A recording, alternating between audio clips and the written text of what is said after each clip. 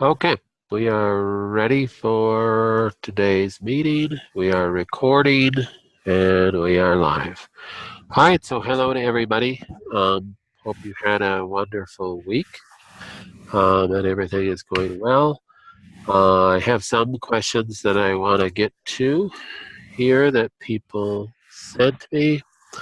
For the first question is, are tanning beds okay? Is that a good thing when you're dealing with any serious disorder? The answer to that is everything's within reason. So is it the dangerous thing for your skin with the sun is burning. It's not so much sunlight. Sunlight is not a damaging thing to your skin. It's when you have frequent burns. That's what can damage the skin. That's what radiation does, is it burns. And that excessive heat and a burn of your epidermal layer. I'm going to have to just manage everybody here. I'm going to mute all. So if you guys have a question, please post a question on the chat so I can open it up, because I was hearing too much static there. Sorry. So tanning beds, if you're doing it mildly and you're doing it once in a while and you're doing it for the purpose of, I'm going on a vacation in a very warm, hot area and I don't want to burn, so it's better to tan a little bit before I get to that point, I don't see any major harm for it. If you're addicted to tanning and you're getting tanning beds for looks all the time, then there can be problems with that. Because even a tan is a slight burn, and that does do some damage. Though sun is so good for you and it's so healthy for you, and the sun does not cause cancer.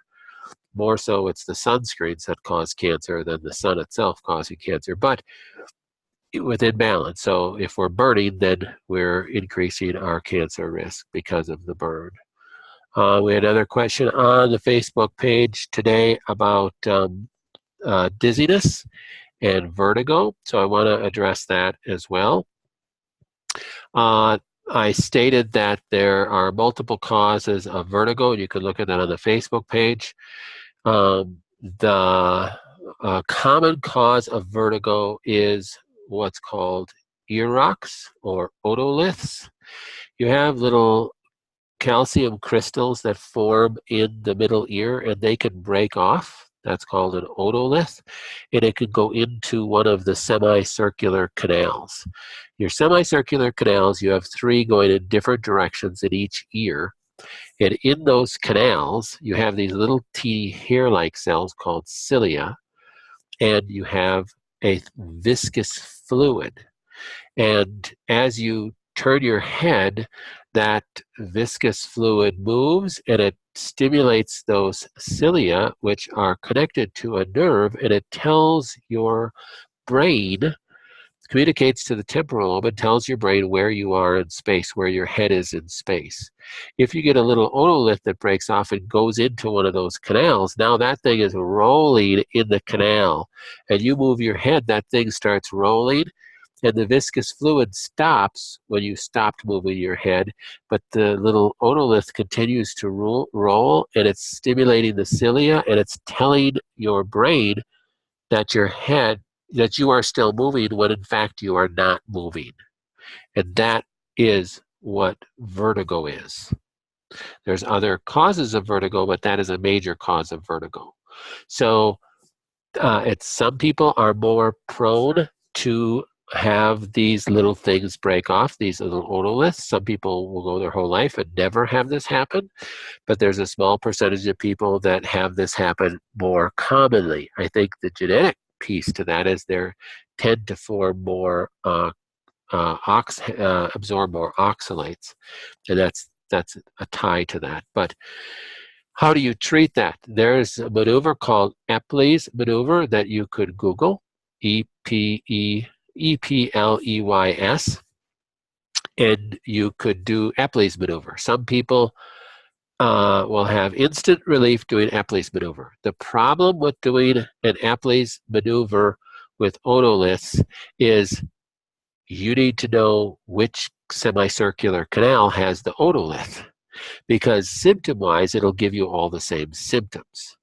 So there is a hint to whether otoliths are a cause of your dizziness. One of the hints that I ask patients is, okay, are you dizzy all the time? Well, no, not all the time. Are you dizzy when you roll over in bed?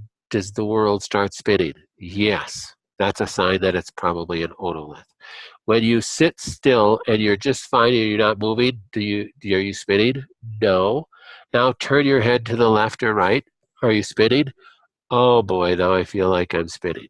If you have vertigo upon motion, and then, so think of that little otolith rolling around in that semicircular canal, and then when you stop moving, after 30 seconds or so, the spinning starts to go down. Okay, now it's not spinning anymore. Then it's an otolith. So which semicircular canal is it in, and in which ear? So Epley's maneuver is performed differently depending on which semicircular canal that it goes in. So if it goes, the Epley's maneuver that's shown on the videos that you'll see you'll either have to do it on the right or the left, and there's no harm in doing it on the opposite side. It's just that when you feel like you're going to throw up and you're moving your head, it's not very comfortable. So there is a way for a functional neurologist to tell which canal it's in by looking at what's called nystagmus in your eye when you move to a certain spot, but that goes beyond this conversation.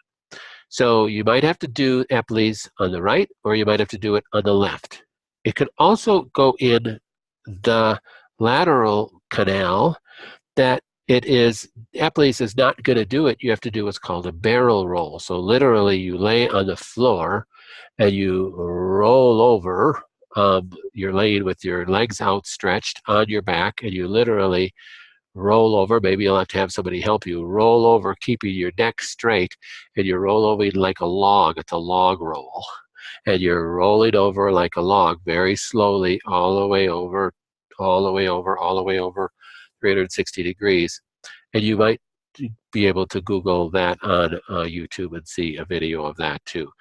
That's a less common canal for the otoliths to go in, but it can happen. So if you're not having luck removing dizziness through doing Epley's, you might want to go to, many times the physical therapist knows how to do Epley's, many times the chiropractic functional neurologist will always know how to do it.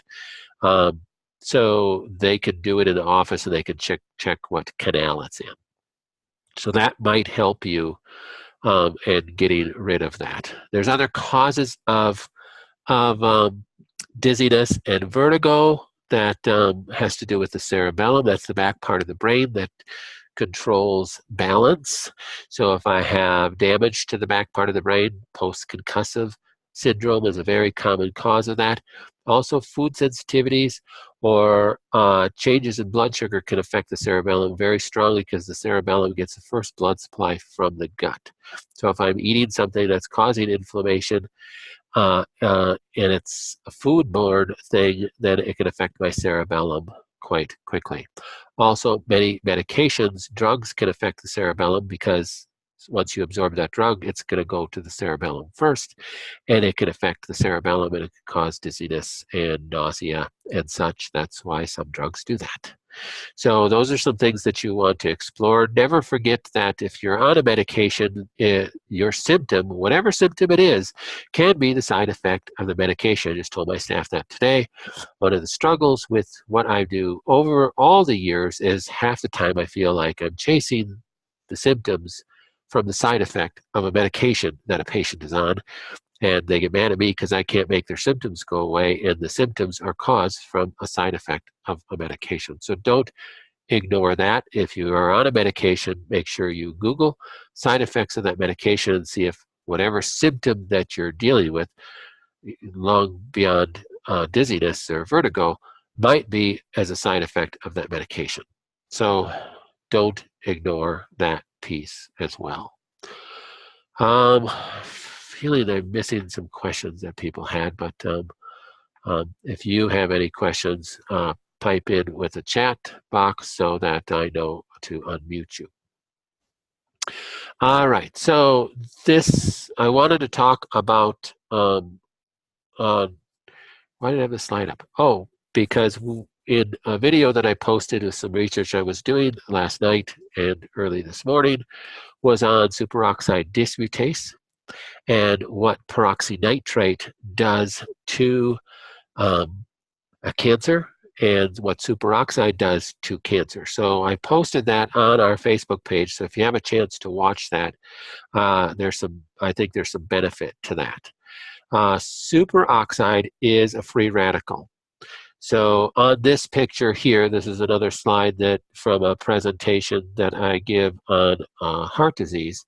But superoxide is a free radical that's generated in your body normally. So it is supposed to be gotten rid of by the superoxide dismutase made through the superoxide dismutase genes. So if a person has defects on their SOD genes, they don't make a lot of SOD, and therefore they are at risk of excess superoxide. Now, there's another gene that we look at too, the NOS genes.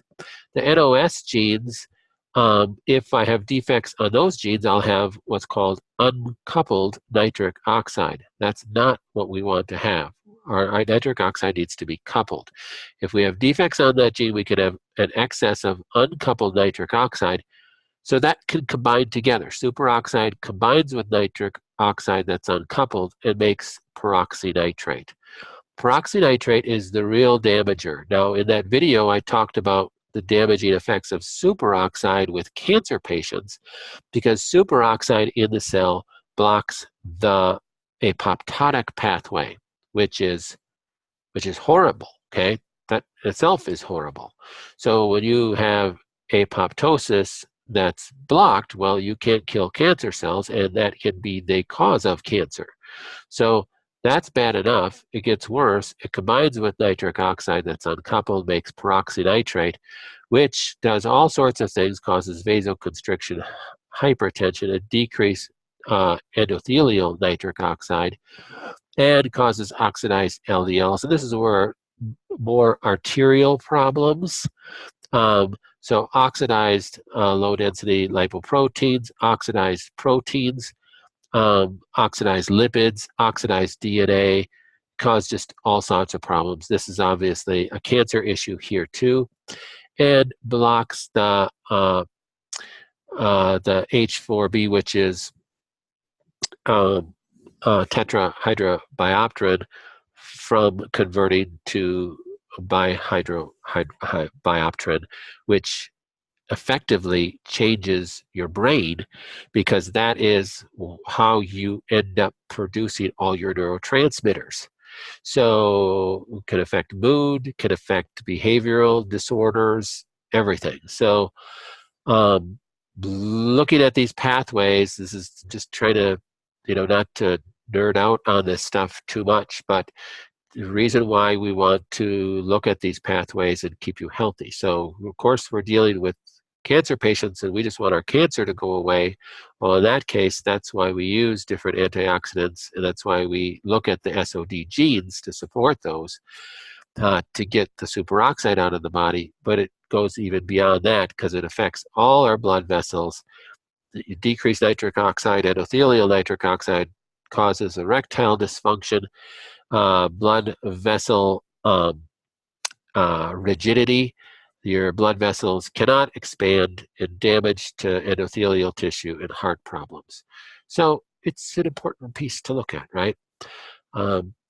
So I just wanted to touch on that, just expand on what that video was about, because I think that stuff is cool.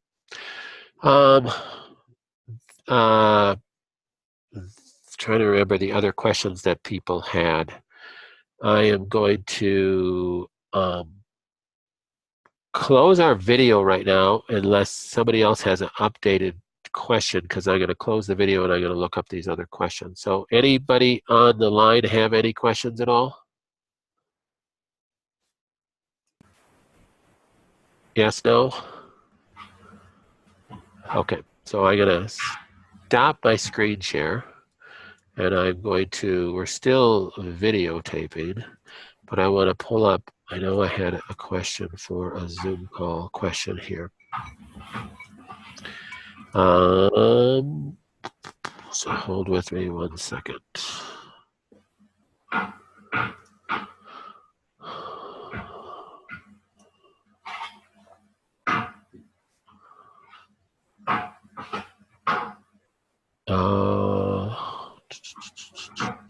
Oh, it was on cannabis oil. So let's talk about that a little bit. This, of course, is not, there's not a screen share, but you can hear me. Cannabis oil. So remember, there's, in the state of Minnesota, we can't sell THC oil, but we can sell the CBD oil. That's legal in all states right now. So I tell people there's 3 ways to use marijuana medicinally. So medicinal marijuana tends to be a hot topic with some people, especially if you grew up obeying the law. It tends to be a hot topic. But I always tell people, remember that marijuana is an herb that God created. So used correctly, it can be beneficial. Used incorrectly, it can be harmful to us. So if you remember that, it's important. There's 3 different uses for marijuana, really. So there is just smoking marijuana, or taking it in a heated form, like baking it in a baked good and taking it that way. The benefit of that in medicinal use is that it can decrease pain. So would it be better to be using an herb like marijuana for pain, or would it be better to use an opiate for pain? Well, I think it'd be better to use an herb like marijuana for pain. Some people don't like the side effects because it can give them a little bit of a high depending on how much you're using. We're not talking about rolling a joint and smoking a joint of marijuana. We're talking about if you're going to smoke it, smoke just, I've had patients literally do 1 or 2 puffs once or twice or 3 times a day, and it eliminates all their pain meds. And they don't get quite the high feeling. Now, I can't speak from experience because I've never smoked marijuana. So I can't give you experience with that, but we have lots of patients who have done that for that purpose, and I can speak from their experience. So there's benefits to using smoking marijuana in a pipe or something like that to help relieve pain, except smoking marijuana is not going to kill cancer cells. So the purpose of doing that is solely for pain relief. There's 2 components of the marijuana. There's the CBD and there's the THC. So the second use of marijuana is the THC. So the THC is what you would get by smoking, but you're getting it in a concentrated, heated form, and that's what gives you the high or the hallucinogenic effect of the marijuana. So that's what some people like recreationally. I don't think long-term it's great for your brain, especially if you smoke a lot, but it can have the effect to decrease pain. You could, if you're going to use marijuana to kill cancer cells, because it can be an effective cancer killer, there is actually a lot of data on that. However, just like any cancer killer, protocell mushrooms, laetrile, etc., it is not going to work for everybody. So don't believe what you read on Facebook or anything else that it's going to cure everybody's cancer, because it doesn't. There isn't anything that cures everybody's cancer. However, it's worth a try if we've tried everything else and nothing else is working. But you have to use a very concentrated THC. So that is typically called Rick Simpson's oil. So you could Google Rick Simpson's oil and learn about who Rick Simpson is. I'm not going to talk about that now. But he distills down the THC to it till it's like a paste, a black paste, almost like a resin. And it comes in a syringe when you buy it or you produce it. You typically put it in a syringe and you syringe out the size of a grain of rice, And then that's the dosage. That's how Rick Simpson dosed it. Start with a grain of rice a day, go to a grain of rice twice a day, 3 times a day, and you get up to his full dose of 3 grains of rice 3 times a day. Now, the pros of that is that it's very concentrated THC and it can kill cancer cells. The cons of that is that it can make you really feel weird. Not so much a pleasurable high that I'm told, but just feeling kind of wiped. Which brings back to some other beneficial side effects of smoking the marijuana. Well, it helps to relieve pain, but it also helps induce sleep, which most cancer patients need. It helps increase appetite, which most cancer patients need. It helps decrease nausea, which is really super beneficial of most cancer patients. So it has a bunch of really beneficial effects to it. Now, the high THC / Rick Simpson's oil can have some of those same effects, but it can kind of knock you out a little bit, make you feel really groggy. And I've had a lot of patients say, I don't like this way this makes me feel. Well, there's other ways to dose it. I've had people put it in capsules and do it rectally before they go to bed. I've had people put it in capsules and swallow it before they go to bed. So they don't get the same harshness of the side effects of it. And, you know, I've had patients come to me that are already taking that, and I've had patients that have sought out sources to find that and get that. I don't have access to that. It's not legal for me to have that. I'm just giving you the information. Now, CBD oil is legal for me to have and to dispense and for you to buy anywhere. But CBD oil isn't really a quote-unquote cancer killer. Even though there's more and more research coming out that CBD can have an effect on cancer, I don't know that that's really the component that's doing it or not. CBD really shines with calming the brain. It could decrease anxiety. I think we're going to see some research that it decreases glutamate levels, so that's the backdoor effect that it has on cancer. And it can help with seizures, patients with seizures. It can help decrease inflammation in the brain. So, and I've had some people say that it has helped their pain. So there's just a lot more research that needs to be coming out on CBD and THC. That's really exciting. It's not going to be a cure-all for everything by any stretch of the imagination, but it's really a shame that it's not legal everywhere either. So if you want more information on that CBD or THC, contact me.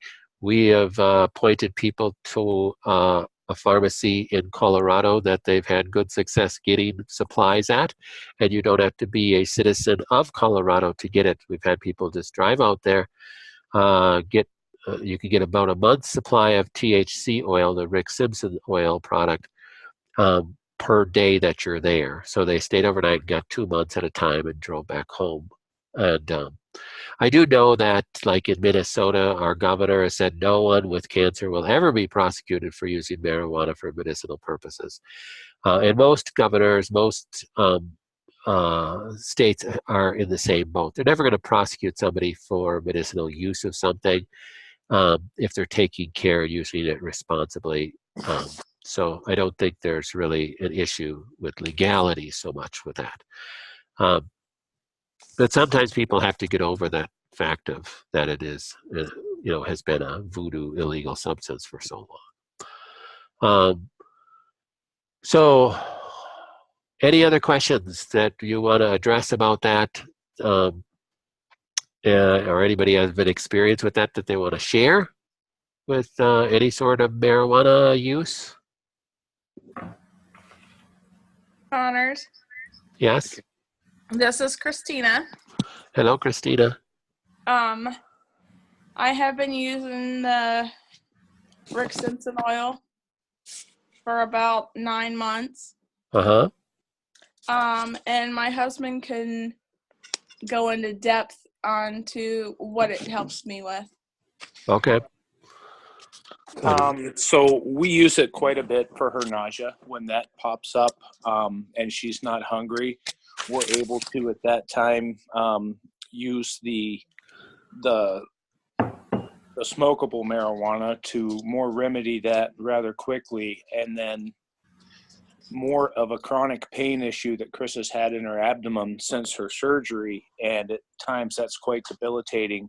But we're able to use the cannabis oil, and we dose that throughout the day. We dilute it in some coconut oil, which helps it absorb a little bit better without her having any burning or effects from the Rick Simpson oil. But it seems to be an absolute game changer for us at times when the appetite falls off and the pain levels also prohibit that. So it is something that she was not open to previous to her cancer diagnosis, but it has definitely been a game changer, and she has changed her opinion on it 180 degrees. So. And what did I tell you is the sign that she's taking too much? Oh, tie-dye clothing. Yeah. And what did I wear to my first visit? You did. You just have a sense of humor that I just love. So wonderful, wonderful, fantastic. So he brought up a point there that should be reiterated a little bit. It's an herb. So like many times with many herbs, they're water soluble.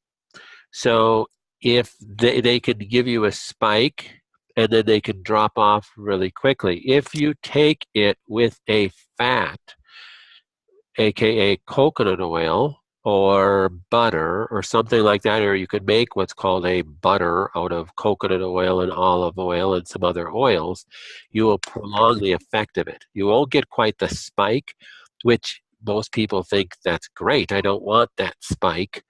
I want a more prolonged effect. So oil will hold it in your body longer, and you'll get a greater benefit from it in the long term. If you go to some dispensaries, you'll see that they sell a lot of the gummies, and the gummies are, of course, in a sugar base. And people like to buy them because they get this THC spike, but it's gone pretty quickly. So if you had a patient that said somebody had sent her some free gummies, well, you could just take a tablespoon of coconut oil before you eat one of the gummies. You'll get a similar effect of prolonging that in your system a little bit better, and you'll get a better effect from it. Oh. Thank you.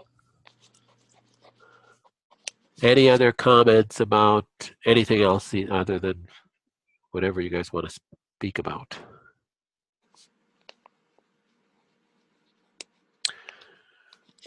Nothing? All right. So